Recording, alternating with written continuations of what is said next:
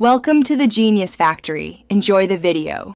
You start by getting the Ps5 and accounts ready. Connect and pair both controllers, then add a guest or sign a second PSN account. This lets the system accept two inputs. Once done, make sure the Ps5 firmware and Roblox are updated. Updates fix controller and UI bugs.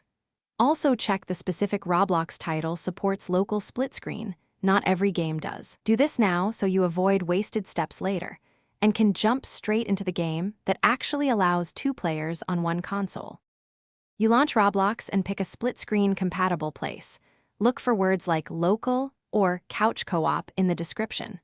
Once the game loads, keep the primary account active and press options on the second paired controller to join. The game will typically prompt account selection or create a guest. While waiting, adjust resolution and HUD scale in the in-game settings so both views are readable. Make sure controller mapping matches player expectations so controls don't conflict once both players are active. You finish by calibrating the display and testing both players in-game.